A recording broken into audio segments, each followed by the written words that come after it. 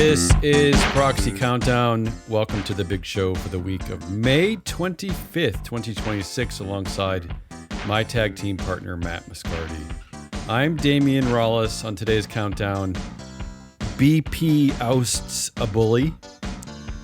No foosball tables for the new CFO at Amgen. An activist investor calls a board lazy.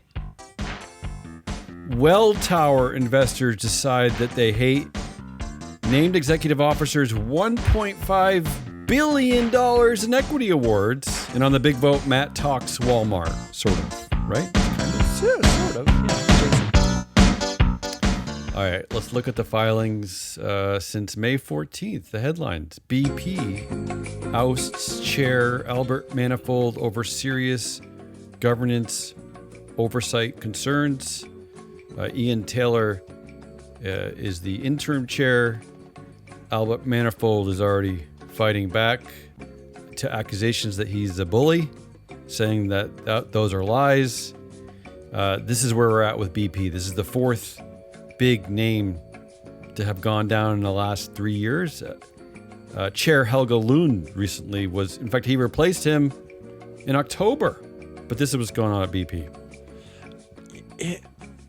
Should we just pen in 6 months from now they have a new CEO or chair or something? Well, considering the new CEO, Meg O'Neill, first woman to run a big oil company, first external hire, she's not going to last long. Can she? It's not possible, right?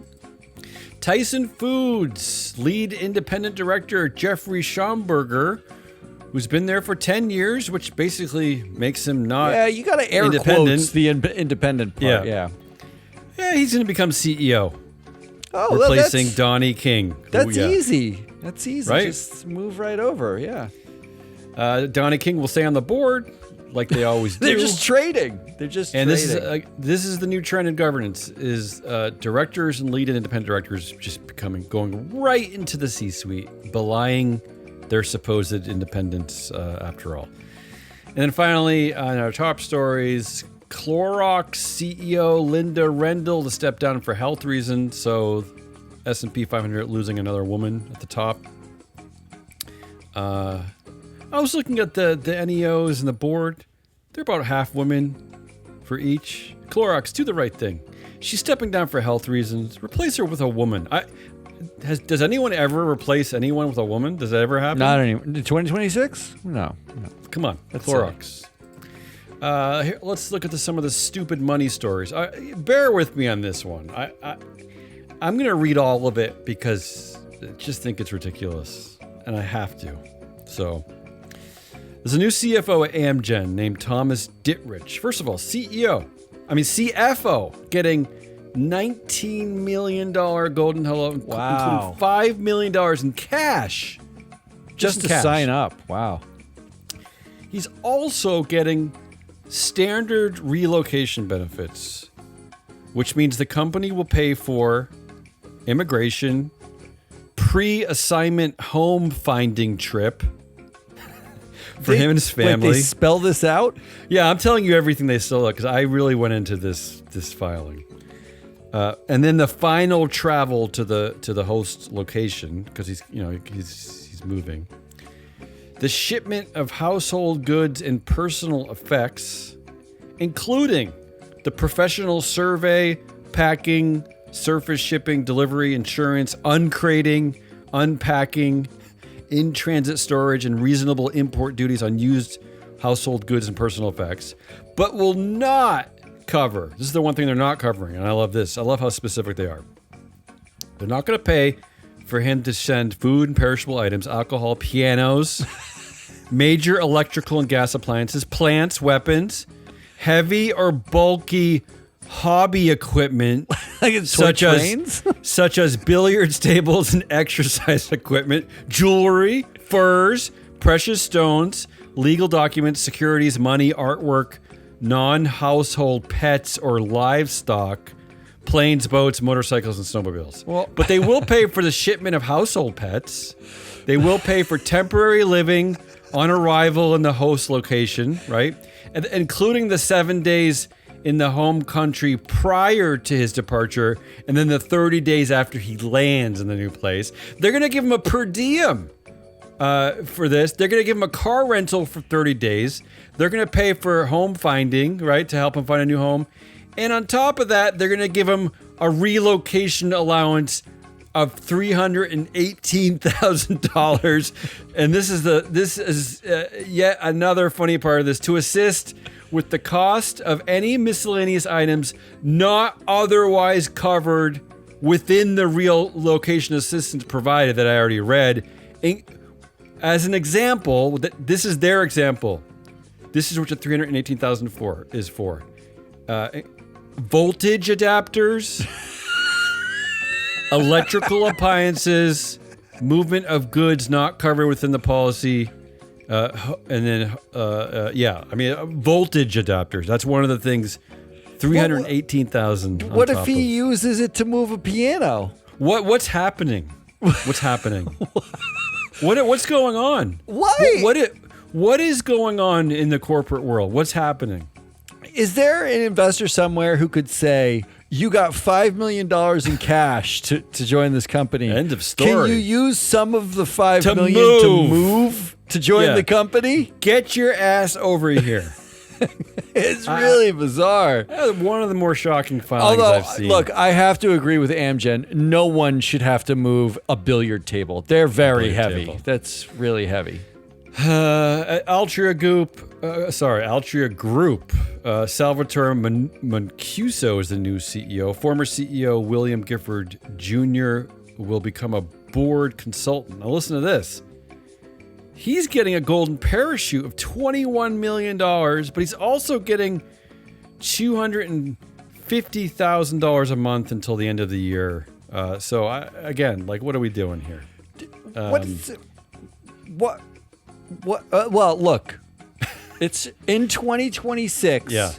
We should be glad he's not executive chair. So let's just count your blessings. And then here's a cute one from O'Reilly Automotive. The compensation committee decided to give a $2 million stock option award to executive chair Greg Hensley. Of course they did. Just give it to him? I mean, of course they did, right? I mean, let's move on. That's enough. Yeah. Voltage adapters. $318,000. What is that about, by the way? That's a lot of voltage. In addition to everything else he was getting, in addition to the $5 million in cash and the 16 and the $12 million in equity. Thomas, the dude's getting a per diem. If I'm Thomas Dittrich, I'm buying $318,000 of voltage adapters and I'm sending them that bill. Let's get to our proxy cage matches. I want to applaud Mercy Investment Services, SOC Investment Group, and Trillium Asset Management. So they are pushing to oust former Target CEO from board. So specifically, they want shareholders to vote against the re-election of Executive Chair Brian Cornell, the former CEO, and Lead Independent Director Christine Leahy. Now, they want to vote against Cornell because, what are you doing there, Brian? Right? Didn't he tank the company? Isn't he part of the reason it tanked? And then they want to vote against the lead independent director because it was her decision to keep him around as executive chair. So I just applaud this. This is just perfect, right? I mean, what do we think the chances of this winning are? Oh no, it's impossible. Oh, good. Bradley Radoff, who owns about 3% of a pubs group called Marston, is involved in a proxy cage match with the company. I just picked this one because he called the board. He said here's the quote: "The board is lazy." Oh, I like that. That's summing it up, right? Yeah, it's very succinct. I mean, Jeffrey Sonnenfeld comes out with like a 90 page slide deck, but right, we don't need that. Just the board. Well, is lazy. Jeffrey Sonnenfeld never says the board is lazy. He says the CEO is laser focused. Laser focused, and if he says laser focused, it's a guarantee you get fired inside 12 months. And then how about this story? We'll wrap up our proxy cage matches. Lululemon settled its boardroom battle with founder Chip Wilson. We've been talking about this a lot. I know you've been covering this story. Here's everything. Here's the trade-off. This is humorous to me, so I'm going to kind of dive into it a bit. The trade-off is that Chip Wilson, the founder of Lululemon, who the board last week called a jerk and a scumbag, essentially, here's what he's getting. He's getting 2 of his board nominees, right? And then he's promised an additional one that he gets to weigh in on. I mean, it's based on his approval by October 2026, right? And then he's getting an incumbent director another one to step down by 2027. So again, he's getting 2 immediately directors, another one he gets to decide on by October, and then an incumbent director is leaving. So he gets all that, right? Okay. Which is really cementing his control. And then the company is promising that they're going to recommend to investors that they vote in favor of Chip Wilson's proposal to declassify the board, right? The company is giving in, saying, okay, we're going to agree to this. We'll declassify the board. And in exchange, all Chip Wilson has to do is agree not to badmouth the company for 18 months. Really? That's the deal. 18 months is all they could get for all that? Isn't that crazy? And again, like just last week, they were saying he's a scumbag. So this is the cooperation agreement put out in a filing this week. Look, here's the infuriating part. Yeah. While Chip Wilson was the CEO and chair of the company, he handpicked most of the board that he's bad-mouthing right now. Also, during that tenure, he took the stock from a high of $76-ish a share down to a low of $44-ish a share, almost a 50% cut in the share price. Why? For the reason he had to step down, which was, he said, quote, "Some women's bodies just don't actually work for Lululemon trousers." That's what he said. And it was such a big deal at the time that not Still only is, because they're calling him a scumbag. He basically said fat women shouldn't wear Lululemon is what he's basically saying. He said other horrible things. He said other horrible things, of course. And he was forced to resign. He now thinks that he should come back to the company and run the board again, even though we already established that most of the board he picked already, while the company is trading at $130 a share, which is already above where he had it when he left. So from the time that he left, it has tripled in value since he left, and he is complaining about it being a crap brand and no one likes it. And the reason why no one liked it when you left is because you said fat people shouldn't wear it. But what are we doing? Why do we think that this is a good move for shareholders? That was my question. I don't think he even controls more than 10% of the vote, does he? I think he does now. I think it's like 12 or 13%. Okay. So why is the board making an agreement for the rest of investors? Why not just put this all to a vote? Why are they backing down? Because they just want to shut him up and not complain about the company anymore? That's it. I don't. Why not? I can't fathom why. it. Why make a cooperation agreement? Just put it to vote. Look, the amazing part is if you put it to a vote, we know that the index funds just vote with management. They never vote against management. So you're basically guaranteed Chip Wilson's share of the vote, which would be anywhere. The last I saw was maybe 9%, but I think it's more than that now. Let's say he owns 12% of the vote. The big three own at least 12% of the vote at Lululemon, which means they washed out. So now you're asking actual investors whether they want any of these people on the board. Instead, they're so worried about the brand destruction that he's wreaking havoc everywhere. He's literally destroying the brand so that he can recapture the brand that he helped destroy. I don't understand what is happening. Let's move over to our vote results table. So I looked at 206 meetings over the last 2 weeks. They're really coming in fast and furious. And again, these are all companies with at least $1 billion market cap. I think even bigger. I forget where our leagues 3 and 4 land in free flow analytics, but these are big companies. Big companies, yeah. Let's look at shareholder proposals first. Only 3 victories out of 206 meetings. There were 87 total proposals, shareholder proposals. That's not a lot. Only from about a fifth of the companies. They only represent 44 companies. And I will say, by and large, they're governance proposals. In fact, I think independent board chair is leading the way this year, the most votes, although not winning anything. The wins came from TransUnion, which 72% yes said to call a special giving the shareholders the right to call a special meeting.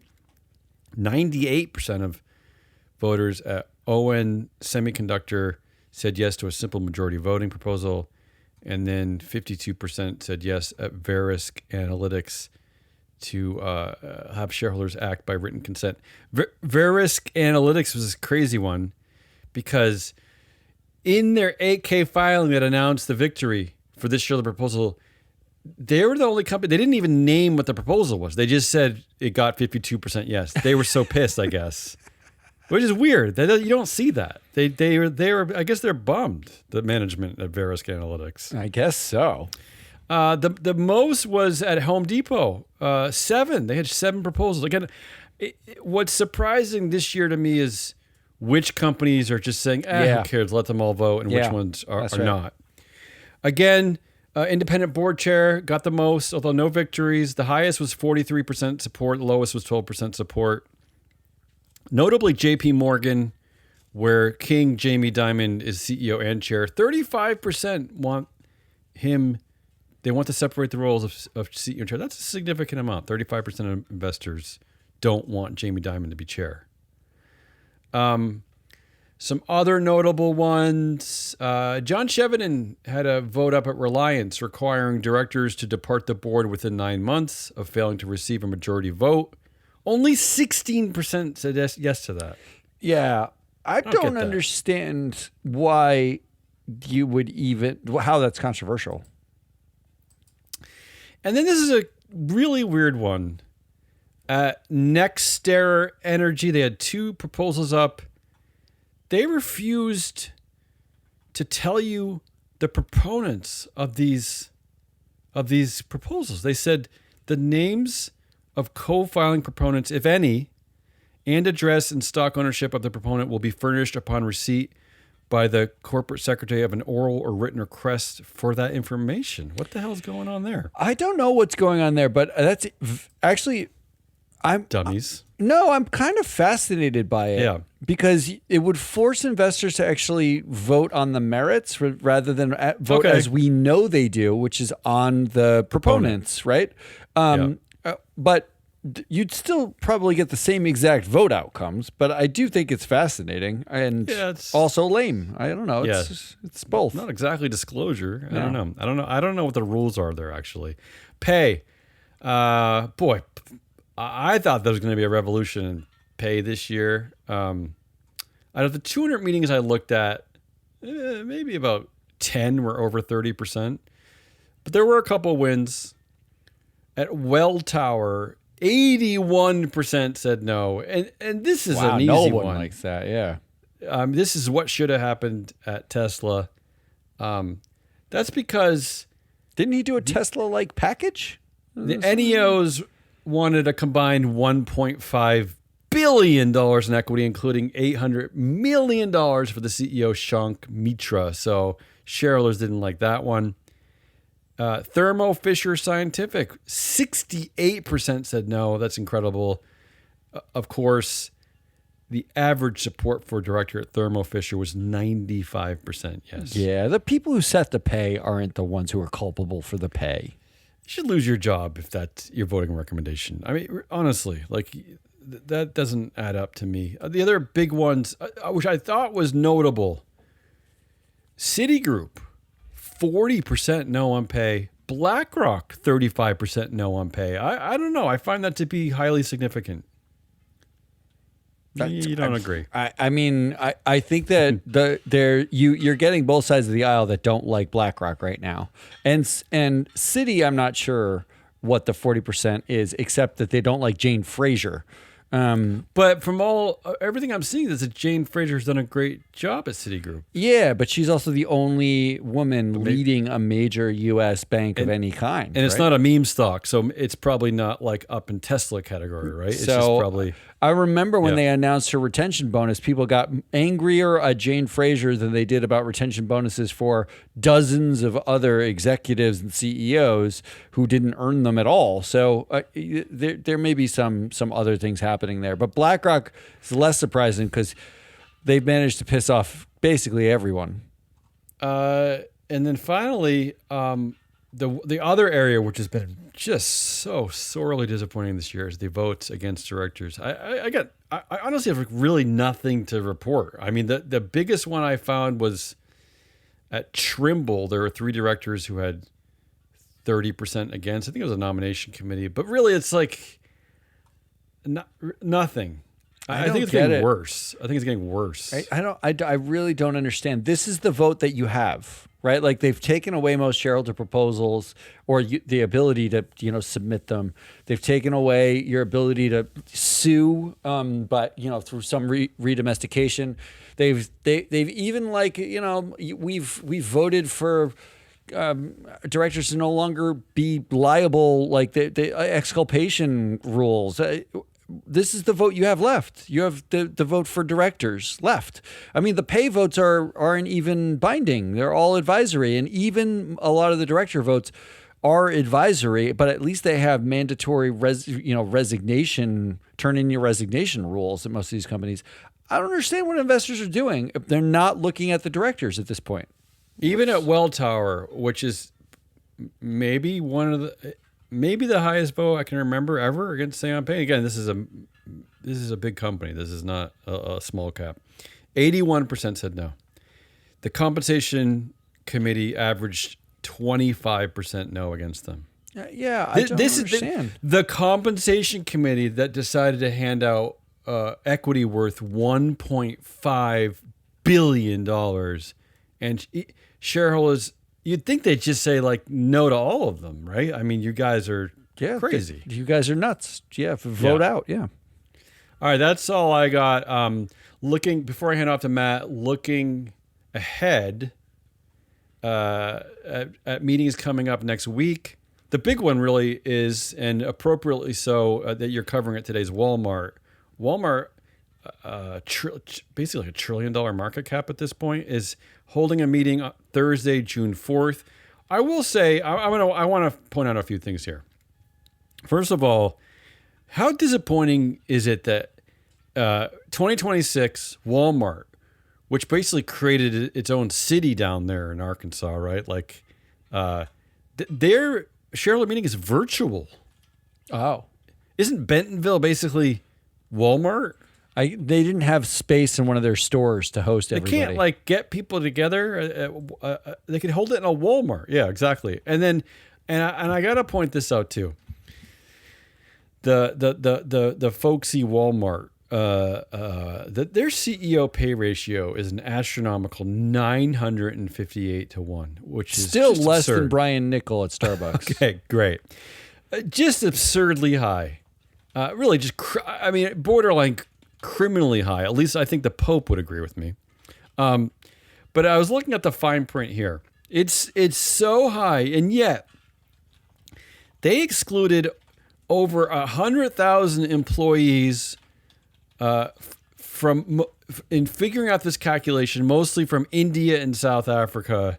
So they even had to gerrymander their own ratio to make sure it wasn't higher than 958 to 1. And again, this is one of the weird rules about this disclosure that makes me that always kind of pisses me off, is that they're just going to sweep under the rug the quasi slave wages that they pay to workers who are not in the U.S. and Canada or wherever. But anyway, that's what's going on next week. So Walmart, the big vote. I'm going to hand it off to you, Matt. What do you got? All right, let's talk Walmart. But actually, the way I'm going to do it this week is dramatically different from the way I've done it before. Well, dramatically. It's different. So one of the things that we've been building is scenario models. One of the things we get asked for all the time is, what happens if we change a board member? What happens if we vote out a board member, we've got a slot? What does that do to the team makeup? And one thing that sports has done really, really well is basically say, we're going to make a trade machine that shows you what the team will look like with this player on it. And they can do things like guess at additional wins the team will win or lose by adding this player.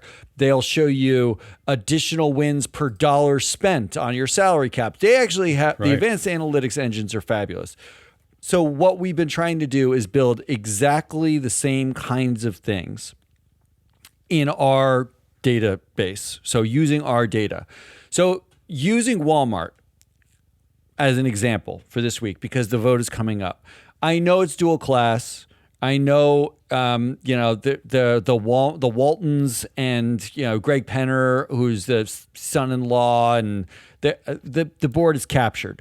But it's a good case study for some things and how you can model certain outcomes. So the way we're going to approach this for Walmart is actually to take the investors or the board members on this board, and we're going to say, what happens if certain events happen to Walmart? Where are their strengths? Where are their weaknesses in those events? This is pretty dramatic. I mean, it's revolutionary. Well, I've never seen this before.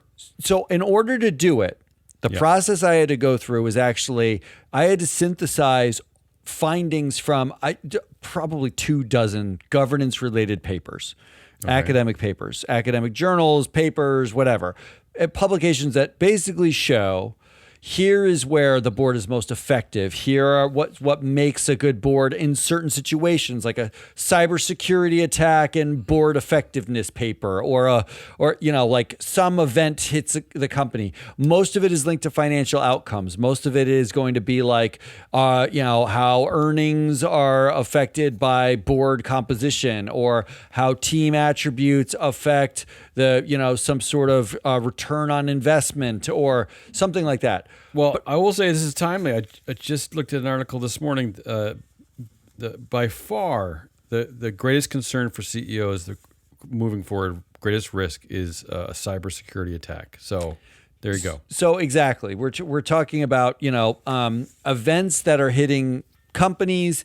Is the board prepared for the events? So one of the things we wanted to answer while using these scenario models is exactly that. And in fact, the shareholder proposals at Walmart this year include a report on workplace health and safety governance and a report on workplace impact of AI and automation, right? Like two workforce labor related shareholder proposals. So clearly some part of the investor class is interested in how work and labor is going to fare under certain scenarios at Walmart. They are looking for a report on it.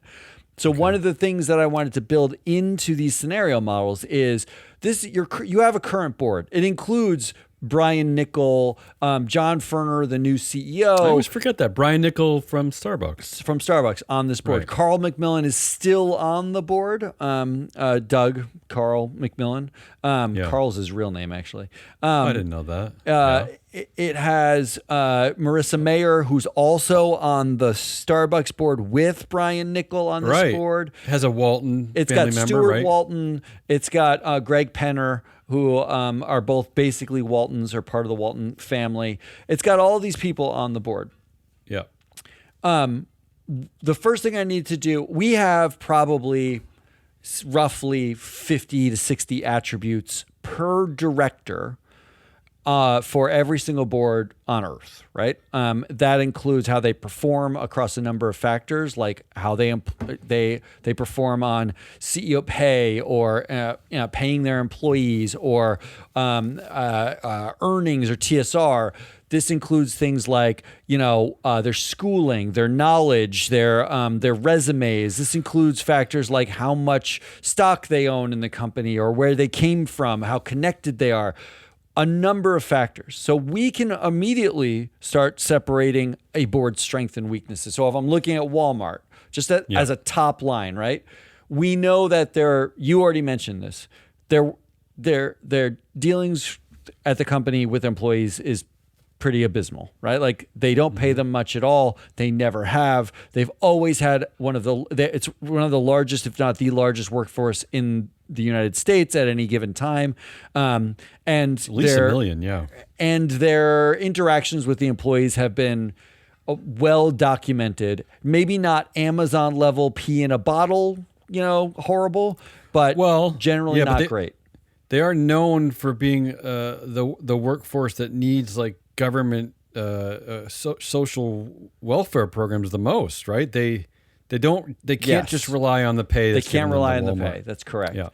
We know their interactions on the community side have not been great. There have been a number of controversies, largely revolving around they go into a community, they kill all the small businesses, and then they pay very little. But beyond that, we know that there's some, other community records and controversies have existed for years and years and years. Sure. We know that as a board, it's not a democratic board. It's not. There's no democracy here, right? It's a dual class company. The Waltons run it. They own it. It's everything about them, and that's pretty much it.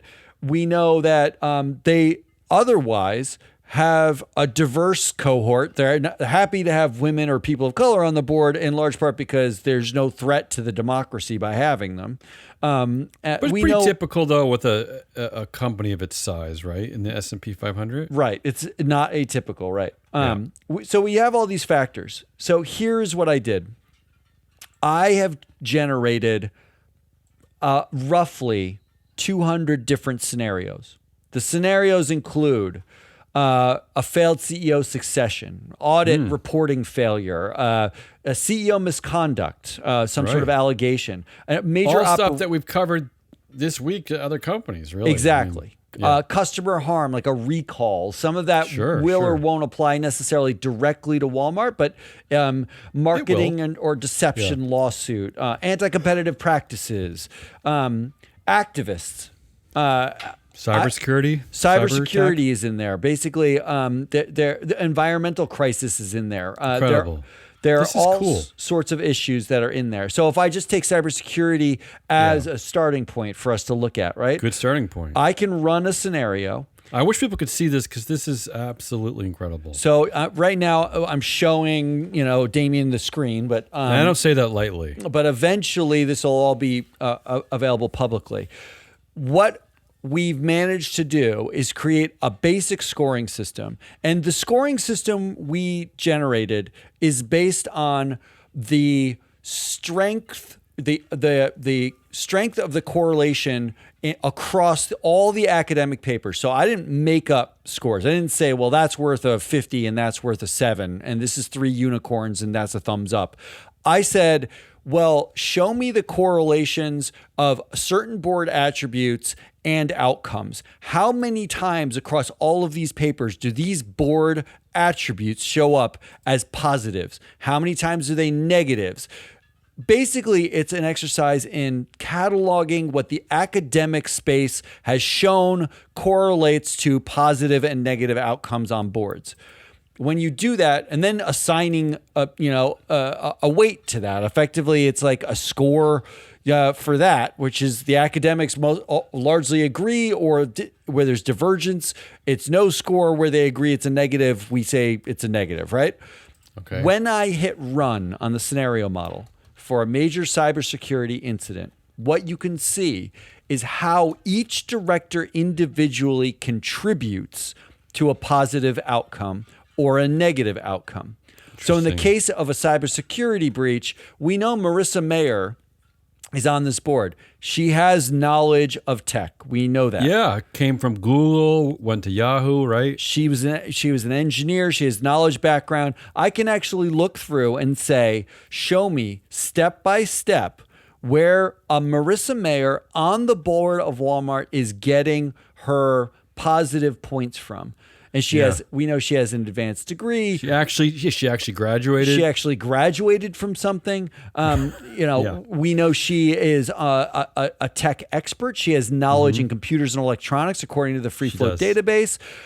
We have all of these points. We also know where they're going to get negative points.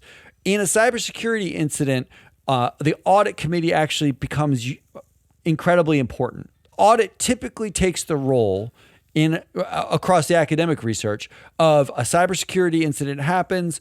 If there's no risk committee involved, it falls to audit, right? Which would be the case for Walmart. But that's exactly what it is. we know that on Walmart's board, they do not have a member in the audit committee who has tech experience of any kind. It doesn't surprise me. So the chair doesn't have tech experience. We have a negative number for that, right? I mean, there's very little tech experience in general on these big company boards. But we also know according to the academic lit, that during a cybersecurity event, that power consolidated at the top, when there's a power consolidation problem, the reactions can be swift, but not necessarily good. It actually tends to be a net negative to have highly concentrated power at the top, particularly when those people do not have tech experience. Well, let me ask you this then, because it's something I was thinking about. When you have a company like Walmart, where I'm guessing but the greatest influence on the board comes from a family member, right? From a Walton family member, how does one begin to articulate the skills, the strengths or weaknesses with like a Nepo baby, right? Like, how do you do that? Well, that's the point. The Nepo baby problem is that they don't have the skills. Okay. They got the job. They just don't have the skills. They generally don't have the skills required. So and the fact that they represent the family money, that's the money. But it turns out in much of the academic research, with the exception of certain events like an activist or certain some other sort of fundamental event, most of the events having share ownership on the board is not correlated with better returns. It actually means that if you're a Nepo baby, you have so much money that losing, some short-term return, like cybersecurity incident happens, the stock goes down, so like pretend it goes down 10%. You don't really care, because while you are highly invested in the company, your net worth is not. It's such a fractional amount of your actual net worth at that point. If you're at Nepo baby level. Okay. But let's go to the workplace, right? Sure. So I have built a workplace culture crisis. Again, can I just say that how cool this is? And I apologize if people can't see this, but you can even see like in green where a director has positive attributes, in red where they're struggling. It's listed out per director, correlating to their skills, based on the scenario model that Matt is putting in there. It really is incredible. So, and again, I am loath to compliment Matt, but this really is a work of mad genius here. So if you run a workplace culture crisis, sure. So now and I can see how it changed. So what he did was he had a cybersecurity tech in there, and he's run a new model. Workplace culture crisis, and you can see the data just change in front of your eyes. It's incredible. So one of the interesting things about lit about a workplace culture crisis is that actually women, gender diversity on the board is actually very important. Of course. To have independent women on the board during a workplace crisis. The lit largely concedes that for only some events, not all events, but gender diversity on the board matters. Okay. However, when you have an executive who does not have a background in personnel or human resources or dealing with workplace issues, it actually can be a net negative. And in this case, do you have an example? Do you have an example at Walmart? Well, in this case at Walmart, you have two executives on the board with no background in human resources in both John Furner and Carl McMillan. Doug McMillan. No, sorry, Doug McMillan. I keep calling him Carl because I have the official names in the database. Sure.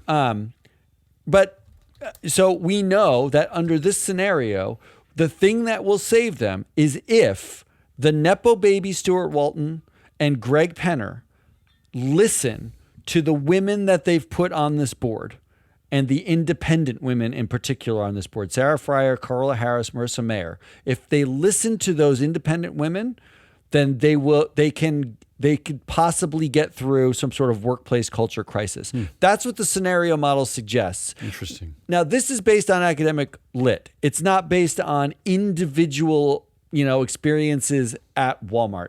It doesn't take into account some of the cross, functional things, like the fact that Marissa Mayer and Brian Nickel are connected on this board, or what some of the confounding factors on Walmart's board in particular might be. Okay. But it's a useful starting point to say, do I have at least the base elements on this board for to deal with certain outcomes?